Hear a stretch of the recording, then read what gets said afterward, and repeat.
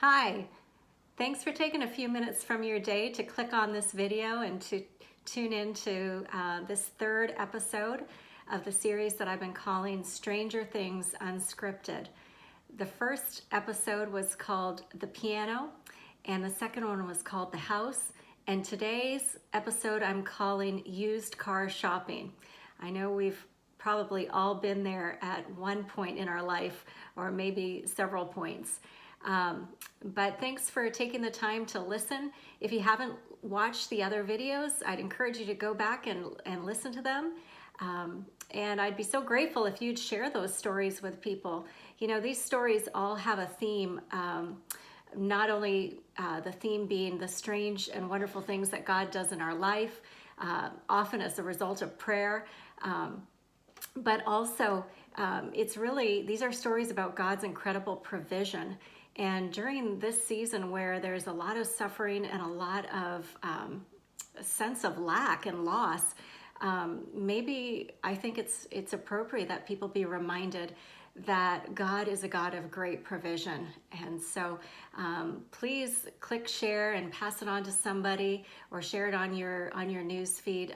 I'd be so grateful, and I think others would be encouraged as well. So sit back and listen to this next episode called Used Car Shopping. So this story is actually the prequel to episode number 1 called The Piano. In that episode, I tell the story about having to sell a car and what a difficult process that was. Well, if you back up about 5 years from that point, this is the story about me purchasing that particular car that was used at the time.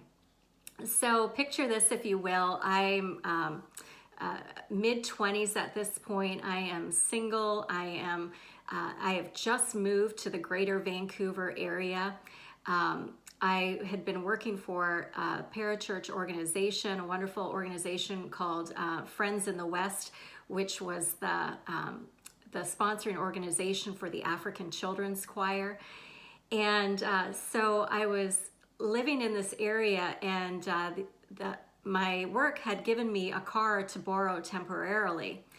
And the first thing on my agenda after moving into this new area was to find my own car. And so at this point, you know, I'm basically alone. I don't know anybody. And my parents were living several hours away from me. I was dating somebody at the time, but he was living very far away. And so I was basically trying to tackle this overwhelming task of buying a used car all by myself. And so my strategy for buying this car was to buy the Auto Trader magazine.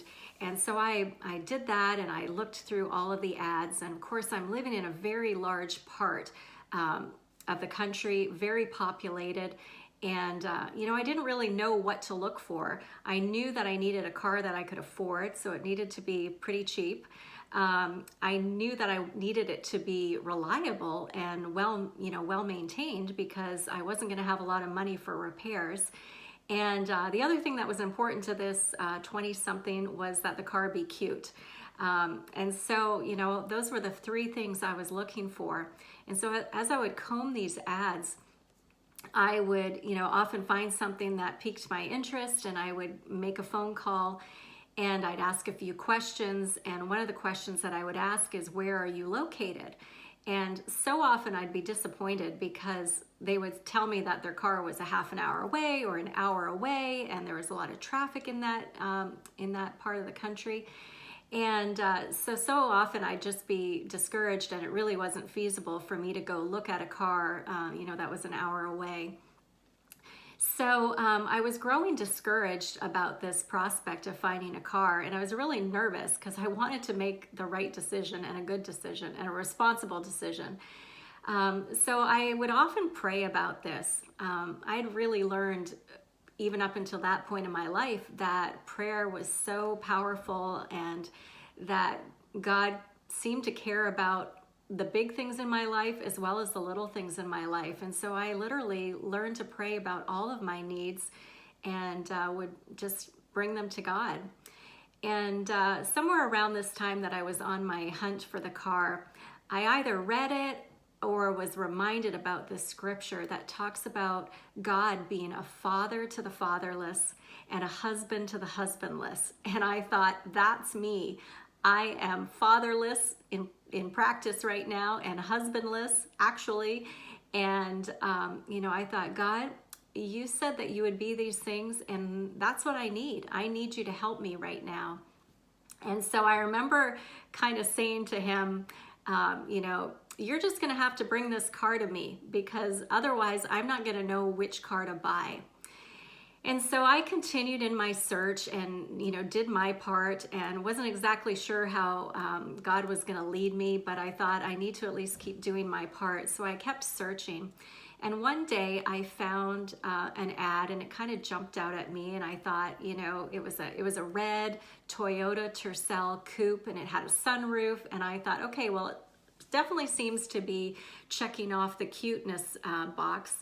But I wasn't sure, what it would be like mechanically. And then I had the other question of where was this car located?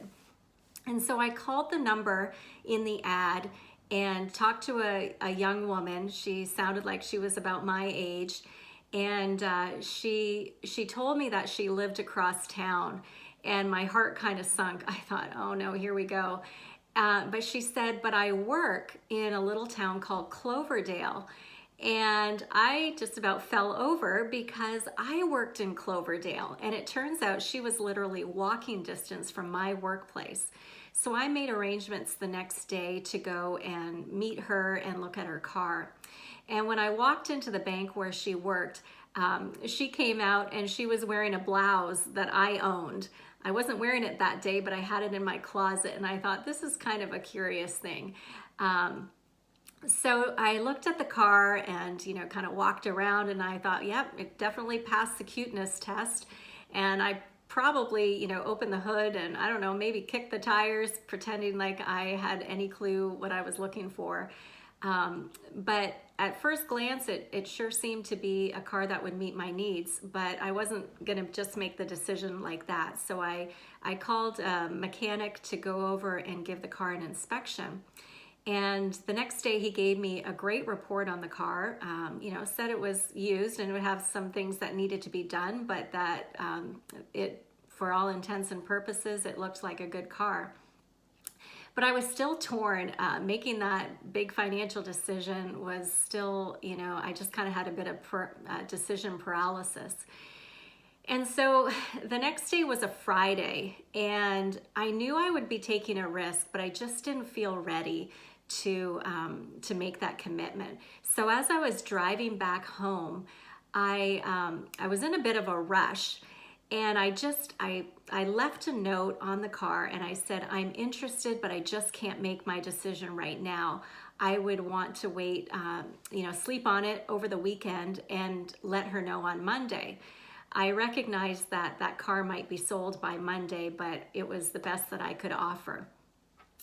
So the reason that I was rushing home that particular Friday is because my sister was going to be coming to visit.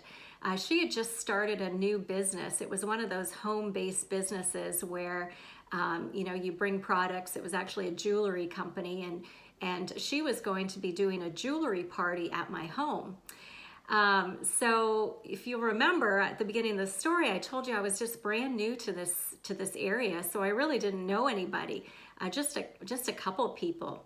But what I had done leading up until this particular Friday was I had gone knocking door to door in this townhouse complex where I lived.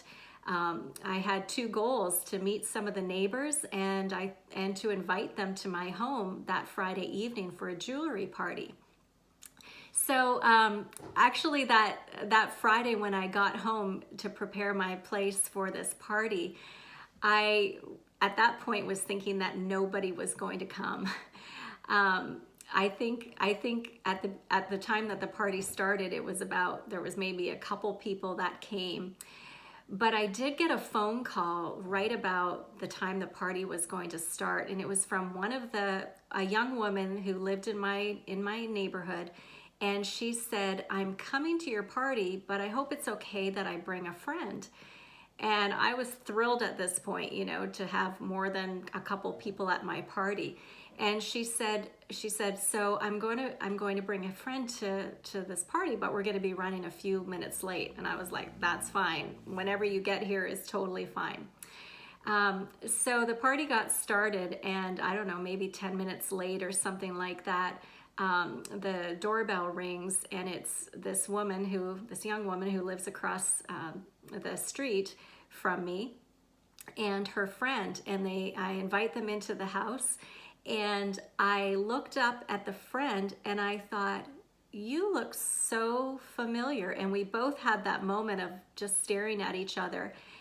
And I said, I looked at your car the other day. And she said, yes, it's here in your driveway. Do you want it? And I just could not believe it, that of all of the people that could have come to my party, of all of the cars in the Vancouver area, that God literally brought the car to me that I was to purchase. And so I made arrangements that night to purchase that car. And that car served me very, very well for about 5 years. And I am just so thankful that I have that story as part of my history, because it is such a great reminder to me of the incredible care that my Father in heaven has shown for me over the years.